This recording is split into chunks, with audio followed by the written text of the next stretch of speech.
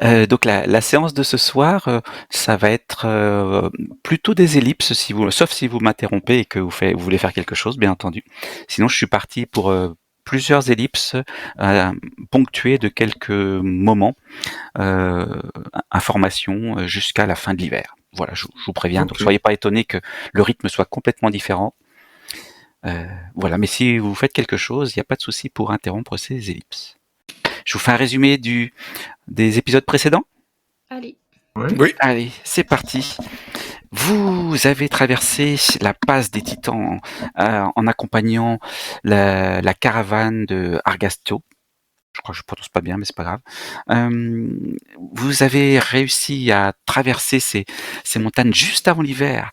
Vous êtes redescendu en direction de l'Ambria, la terre promise, en passant le col de Prios, après avoir été contrôlé, vérifié, et finalement autorisé à passer. Et encore quelques jours de marche dans des plaines, au travers des vergers récoltés, en travers des champs moissonnés, et vous êtes arrivé à la capitale de Indaros.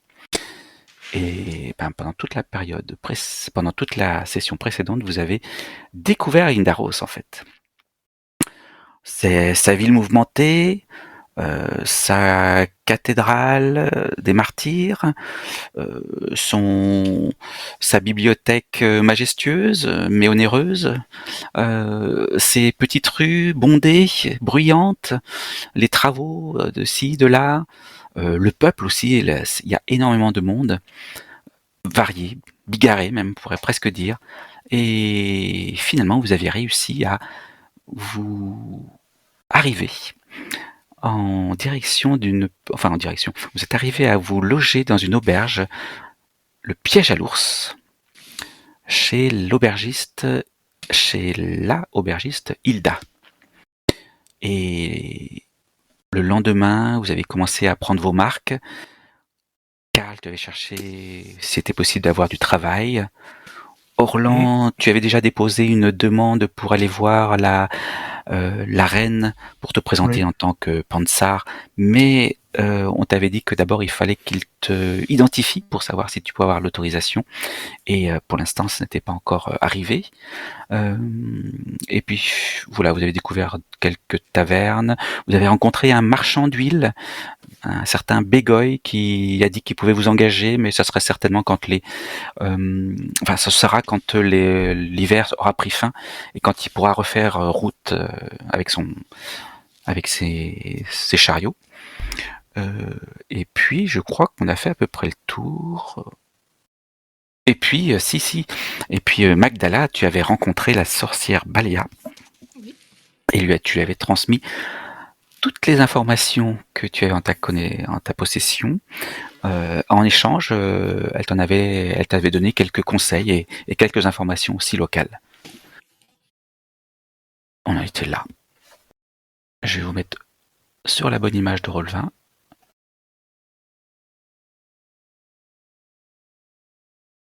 Dans les rues d'Indaros.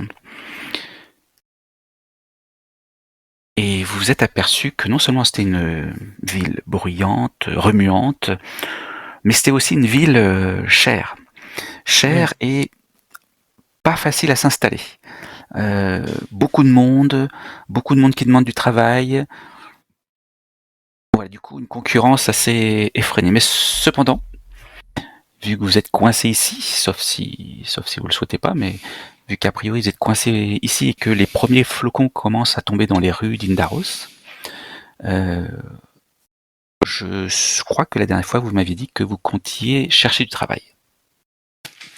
Karl, oui. Hein. C'est-à-dire que la vie est un peu chère quand même pour nous autres. Voilà. Aussi, hein, non? Ouais. Ou Oui, commettre quelques méfaits, mais bon, si on peut travailler, c'est mieux.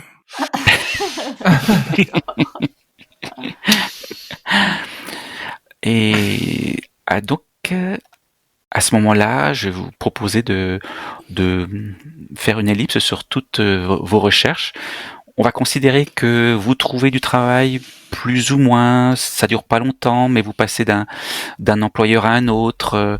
Parfois ça se passe bien, parfois ça se passe moins bien. Globalement, c'est plutôt positif certaines fois, et parfois vous avez engagé trop de frais certaines autres fois. Donc on va résoudre ça par un jet de dés à la fin du mois. Mais en attendant, vous avez l'occasion quand même, entre vos recherches d'emploi et vos travaux qui vous prennent plus ou moins du temps, vous avez... Ah bah si, vous pouvez me dire par exemple, quel est le type de travail que vous recherchez? Je vous laisse un petit moment pour réfléchir. Moi, j'avais peut-être pas forcément envie de m'engager pour des années à nouveau comme penseur, puisque j'en étais sorti pour essayer de tracer mon propre chemin. Et je pense que j'ai fait des petits boulots soit de garde, soit de videur, soit des choses comme ça. Oui, c'est surtout pour la protection des biens et des personnes, j'imagine. D'accord. Pour ceux qui avaient voulu, c'est des petits contrats de garde du corps ou juste de gardien pendant une certaine période, voilà. D'accord. Ou pour le maintien de l'ordre peut-être dans certains locaux, des choses comme ça. Ouais, entendu. Moi, je me disais, comme on était dans un quartier, si je me souviens bien, où il y avait beaucoup de barbares comme nous, Oui, en tout cas, oui, tout il à y avait fait. peut-être une boutique de tailleurs de vêtements en peau, comme nous affectionnons, nous autres, barbares. Oui. Et qu'à la limite, j'aurais bien proposé mes services dans ce genre de boutique, moyennant quoi, à chaque fois que je vois une peau différente, je m'en découpe un petit carré pour ma collection personnelle. Mais sinon, j'aurais bien essayé de trouver ça, histoire de se reposer et d'être au chaud pendant l'hiver, au final, parce que bon, c'est pas désagréable non plus d'être au chaud pour une fois. Ouais. D'accord. Oui, en plus, je crois que la tannerie, elle est juste à côté du piège à ours. Tu vois, le traitement, transformation, des peaux brutes en vêtements, quoi, ou en Oui. choses diverses. Entendu. Et assemblage. Je récupère mes points de vie, là, peut-être? À force? Oui, complètement. Tout à fait. S'il en t'as manquait, s'il en manquait à quelques-uns, à quelqu'un ou quelqu'une, vous pouvez les rajouter. Je suis en pleine forme. maintenant. Ouais, surtout, ouais. Bah, pour Karl, il va chercher du boulot avec pareil, avec les autres barbares, là. Alors, le travail, des boulots qui font le plus et faire pareil. Un peu tout, quoi, un truc. Oui. Histoire de gagner de l'argent. Il y a pas mal effectivement de commerces qui sont faits par les barbares, des produits qui viennent de la forêt ou des alentours, ou des produits très rustiques, par exemple des viandes vraiment sauvages. Voilà. Oui, voilà, Et des livraisons, des choses comme ça, je peux faire. Exactement. Ouais, tout à fait. Ok.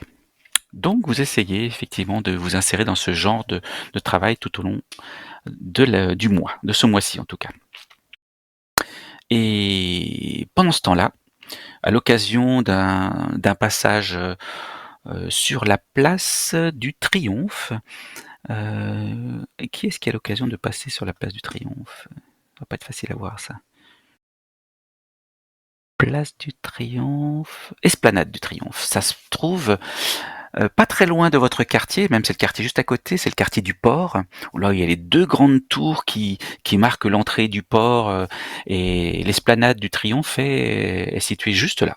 C'est les navires déchargent, les bateaux, les bateaux déchargent à quai. En fait, ça donne directement sur l'Esplanade du Triomphe. Et là même, vous avez l'un d'entre vous à l'occasion d'apercevoir ceci sur un étal. Je vais vous montrer ça tout de suite. Je vais essayer de vous l'afficher en grand à tout le monde. Oula. Voilà. L'un d'entre vous trouve ce parchemin finement enluminé, bien écrit, sur un étal de marchand sur l'esplanade du Triomphe, donc qui se situe en plein milieu du quartier du port, carrément sur les quais. Est-ce que quelqu'un veut se lancer pour le lire? Oui, Je pense que je suis le seul à Oui, savoir c'est ce lire. que Hein. j'allais dire. Non, voilà. D'accord. Peut-être un moment où j'ai pris un travail de docker où je déchargeais des bateaux, je sais pas, à un moment donné. Ça serait plutôt Karl qui ferait ce genre de Mm. choses. Ah, d'accord. Mais peut-être que toi, tu as eu l'occasion effectivement d'assurer la surveillance d'un déchargement. Ça, c'est fort D'accord. possible. Alors. Telle l'étrave d'un navire pris dans la tempête, juchée sur sa monture, elle fondait les vagues de ténèbres qui s'abattaient sur elle. Je me tenais à ses côtés, mon cœur partagé entre la peur et l'admiration, et je suis l'un des rares à pouvoir témoigner de ce qui se produisit alors, lorsque les premières lueurs de l'aube embrasèrent son armure et que je vis notre jeune reine disparaître dans la lumière du jour naissant pour devenir le bras armé du soleil. Corinthia, fleur de nuit, notre souveraine, pourfendeuse des ténèbres. Tant de sang répandu, tant de vie gâchée, tant de larmes versées par nos yeux rougis. Pour survivre à la trahison des sombres seigneurs, nous avons dû payer le prix fort. Fuir nos cieux obscurcis par la cendre, nos terres rendues stériles par la poussière, nos rivières souillées par la fange. Mais dans notre détresse, nous avons découvert la source de notre salut, la terre promise. Guidés par la lumière de Corinthia, nous sommes devenus plus forts, prêts à tout recommencer. Nous étions les enfants d'Albert et Thor, nous sommes devenus les mères de l'Ambria. Nos cœurs noircis par le chagrin seront remplis par des larmes de joie et d'espoir, non de douleur et de détresse. Nous récolterons bientôt les fruits de la terre et des forêts. Nous exploiterons la force des rivières et des montagnes et nous nous élèverons plus haut que jamais, là où nulle ombre, nulle ténèbre ne peuvent nous atteindre. Car telle est la volonté de Prios. Nous sommes le peuple de Corinthia, fléau de la nuit, et nous ne serons jamais vaincus. Extrait du discours du Nouvel An prononcé par Héracléo d'Attio, esplanade du Triomphe Indaros. C'est exactement ça. C'est bien effectivement Corinthia, fléau de la nuit, la reine d'Indaros. C'est un discours de propagande, Karl. Oh, oui. C'est une honte, hein. Ça montre bien qu'ils veulent détruire et s'approprier toute la forêt et tout notre monde, et quitte à nous détruire ou à nous laisser crever comme des bêtes. Si vous avez besoin de revoir cette enluminure majestueuse, vous le trouverez dans les aides de jeu de Roll20. Ça marche. Et puis voilà, donc à moins que vous ayez encore d'autres, on va dire, choses à dire là-dessus. Ah, commentaire de Magdala. Je me doutais bien qu'ils avaient accès à une sorte de magie. Regardez, on parle de bras de la déesse et de fléau de la nuit. Je suis sûre qu'elle a accès à des sombres secrets magiques qu'elle ne partage pas avec le commun des mortels. Ah, voilà.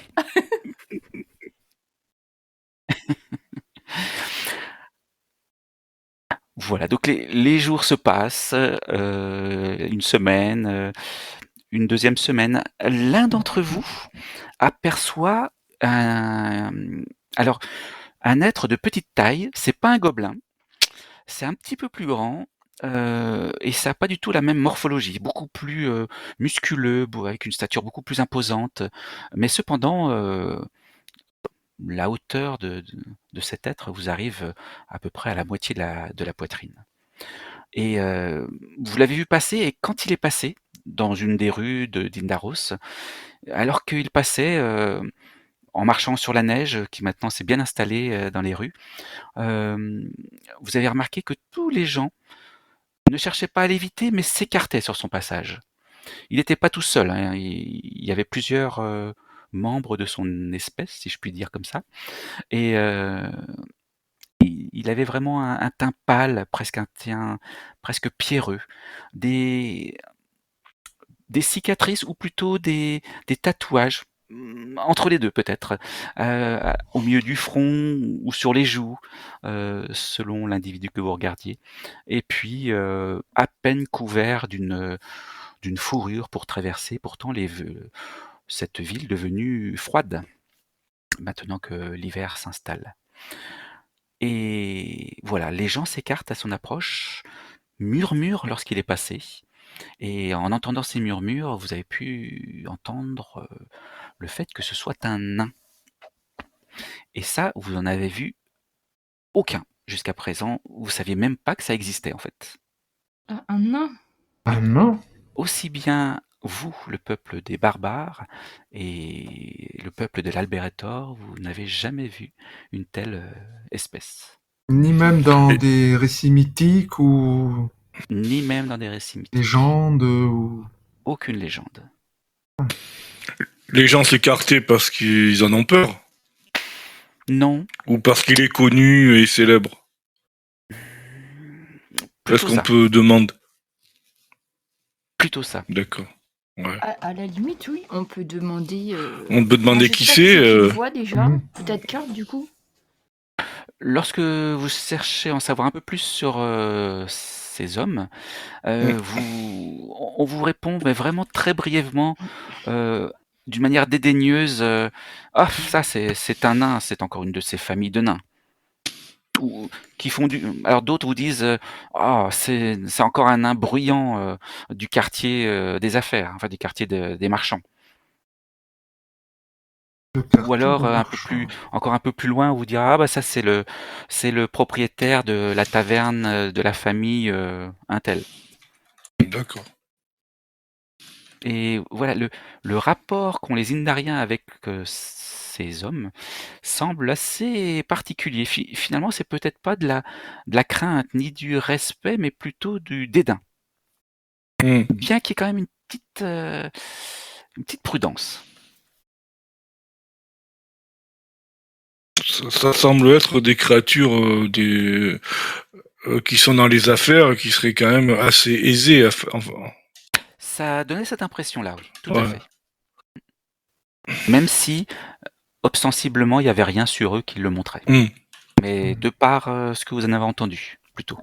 Oui, c'est ça. D'accord. Et puis, vous n'en aurez pas l'occasion d'en revoir de tout le mois. Et peut-être même de tout l'hiver. D'accord. Il semblait pas craindre le froid.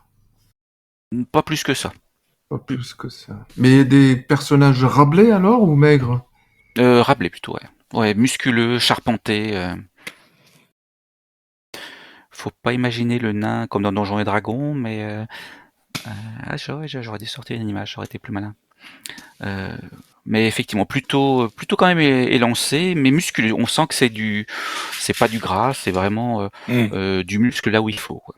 Mm. C'est comme si c'était presque un athlète, mais petite taille. Mhm. Bon. Et puis les jours passent. Ce nouveau monde recèle tout un tas de créatures jamais vues. Les jours passent et un soir, alors que vous êtes au piège à ours et que vous avez bien travaillé, que vous êtes bien harassé par votre journée de travail, il y a Baléa, non c'est pas Baléa, pardon, Hilda, la tenancière de l'auberge, qui vous dit que quelqu'un a cherché à vous voir et comme il vous a pas trouvé ce matin, il repassera en soirée. D'accord. Et si vous bougez pas en soirée, est-ce que vous attendez cette personne? Ah ben oui, elle nous a mis une Oui. description quand même. Ouais. Ouais, voilà. Elle vous a fait la description d'un homme bien habillé, propre sur lui, qui dit s'appeler Bartholome. Il a laissé son nom. Oh, Bartholome, vous vous souvenez bien de lui. oui, le mage. Ouais. Le mage qui vous a accompagné pendant la traversée des Titans. Ben ouais. Et qui vous a peut-être sauvé la vie d'ailleurs, face à l'abomination qui est née dans le corral. Vous l'attendez? Bah oui. Bah ouais, bien sûr. Il vient alors que le soir est déjà bien avancé, quelque chose comme juste à la fin du crépuscule. Et il vous retrouve et au lieu de vous dire ah comment allez-vous et vous dit ah bah ça y est je vous trouve enfin. C'est vrai qu'on Oui. s'était peut-être pas échangé nos adresses, mais bon, Oui. Ouais, non, ça va, et vous? Ah bah vous pouvez pas savoir le mal que j'ai eu à vous retrouver. En même temps il faut dire que cette cité est gigantesque. Oh là là. l'anneau, l'avez-vous toujours? Donc il dit pas comment il va, ni si vous allez bien ou pas, il s'inquiète pas du tout de votre santé. L'anneau elfique? Oui, la Noëlf. Oui, de celui-là, bien entendu. Ah, oui, bah oui. Ah, est-ce que vous pouvez me le montrer? Ok, alors je fouille dans une de mes poches et je lui ressors l'anneau que j'avais consciencieusement gardé. Ah, si tu le permets, il te le prend des mains et il l'inspecte. Ah oui. Ah oui, c'est un bracelet, mais ce serait un gros anneau en fait. C'est vraiment particulier. Il l'examine vraiment dans tous les sens et il dit est-ce que je peux vous l'emprunter? Mais, bah, je sais pas, non. vous voulez en faire quoi?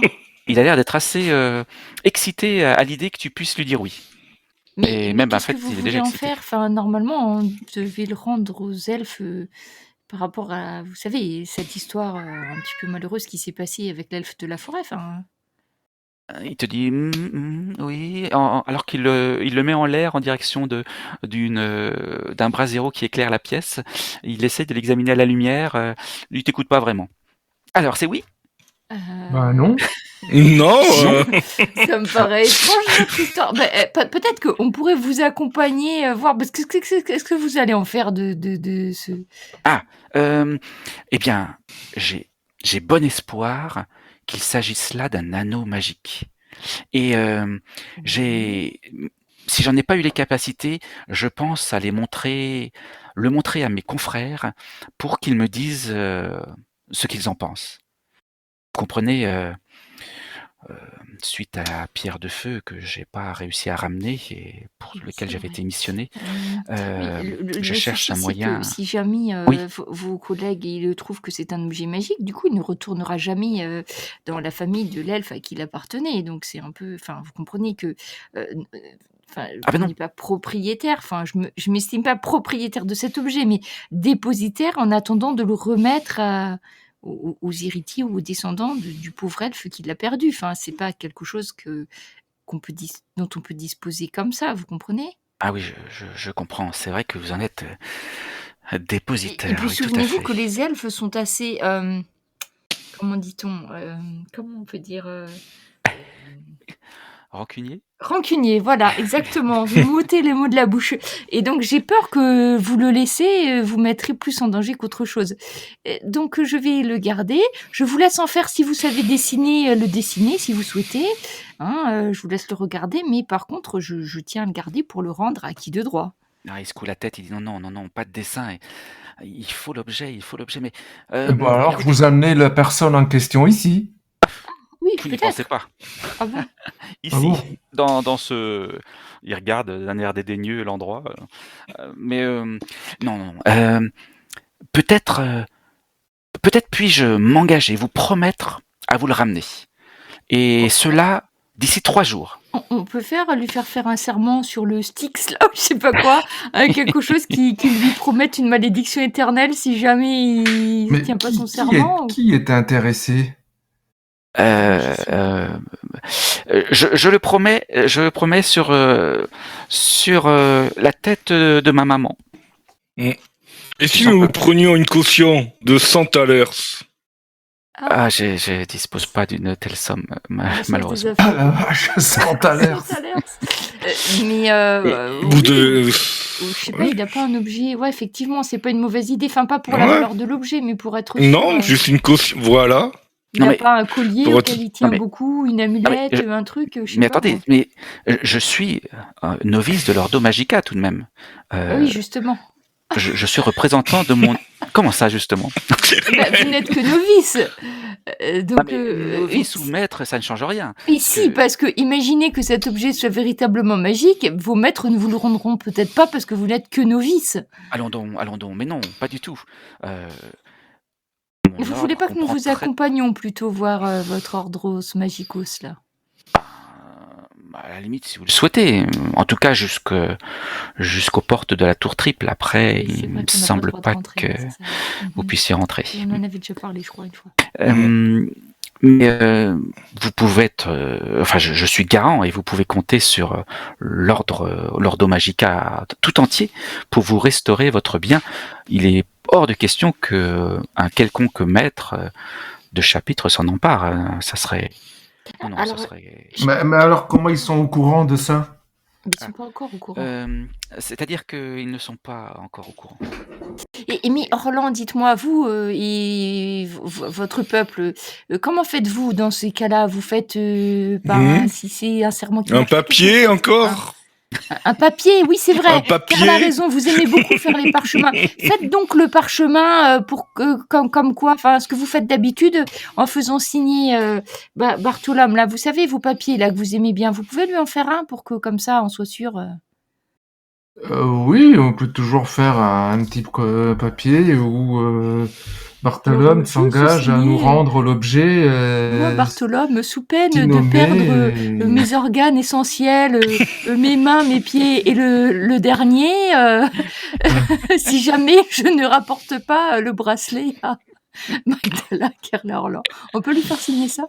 Eh bien, il vous regarde d'un air intrigué, mais il accepterait de signer un tel papier. Ah, bon, ben, dans ce cas, Ça écoutez, peut vous si rassurer. ça lui tient vraiment à cœur, Non, écoutez, mais admettons qu'il soit magique et après vous allez nous le rendre? Ou le rendre à Magdala? Bien entendu. Je n'ai pas confiance à cet homme, hein. Comme tous les Ambriens, d'ailleurs. on lui a fait signer qu'il perdrait sa Mais- virilité si jamais il nous rendait pas l'anneau. Je pense que c'est une bonne garantie. Est-ce que ça vaut quelque chose ici, ce genre de papier? Je ne sais Je pas. n'en ai pas la moindre idée, donc... Ah, mais je pensais que vous vous engagiez à faire respecter le contrat, que s'il ramenait pas, vous le poursuivriez à travers tout Indaros, et même plus encore, non Oui, mais moi je n'ai aucun pouvoir ici, donc... Ah, mais pouvoir, vous avez des armes qui coupent bien, je pense que cela serait suffisant, n'est-ce Je pas, ne crois Bartholome? pas qu'un contrat me donne droit à découper Mais les gens. Nous prendrions donc ce droit-là nous-mêmes. Mais Non, mais il passe par toutes les couleurs, Bartholome. En vous entendant envisager son futur proche. Bah oui, forcément. Mais en tout cas, il y a intérêt à le ramener, cet anneau. Et en bon état. Elle est peut-être morte, on Oui, sait pas, on peut pas lui faire jurer dessus. Promis. Et fonctionnel. Il se peut même qu'à l'issue de cette étude, il se peut qu'il y ait des propositions qui soient faites de par mes maîtres. Et à ce moment-là, je vous en ferai part. Peut-être même que vous serez même en droit d'entrer dans la tour triple. bon, 3 ce jours. serait 3 jours. Voilà. Et vous m'avez convaincu de votre sincérité. Je lui remets le bracelet que j'avais dû envelopper, je pense, dans un espèce de petit foulard, enfin, dans un tissu. Oui. Eh bien, 3 jours. Vous en donnez votre parole. je signe. Non, donnez-moi votre parole. Je donne ma parole. Sur la tête de ma maman bien-aimée. Non, c'est votre tête à vous. Et aussi. Oui, d'accord. Il se tient le coup. D'accord. Il dit un peu plus cérémonieusement, enfin pas cérémonieusement, mais de manière plus inquiète, mais d'accord. Hein? Bon, on fait ça devant témoin, peut-être? On est déjà trop. Voilà, nous sommes là. Il y a probablement quelques gens qui sont là dans le salon qui vous ont entendu.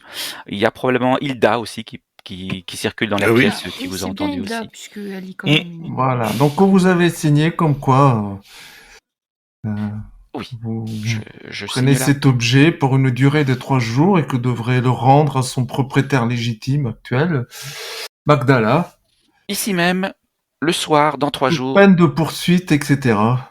Et pour sceller le contrat, je crache dans ma main, et je lui tends ma main.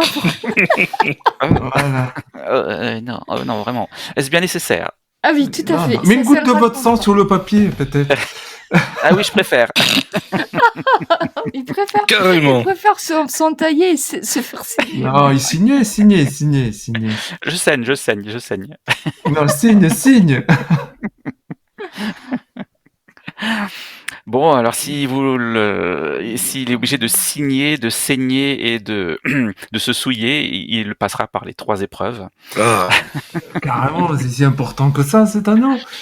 C'est un anneau elfique. Bracelet, Vous avez hein. l'impression qu'il fonde énormément d'espoir là-dessus. Et peut-être que c'est supérieur aux menaces de le bannir. Après tout, il n'est que novice. Ouais. Il a échoué dans sa tâche. Peut-être que, je sais pas, il veut redorer sa réputation. peut-être qu'il veut être mis hors de l'école ou Et- esclavagisé pour toute sa vie, je sais pas. Ça, c'est un anneau qu'on avait trouvé sur la femme qui se transformait en loup. C'est ça. Et je Oui. voudrais, après coup, enfin, une fois qu'il nous l'aura rendu, le rendre aux elfes, parce qu'après tout, c'est la seule chose qui nous reste de cette elfe, qui est morte, pour des raisons très bêtes, à mon avis. Donc,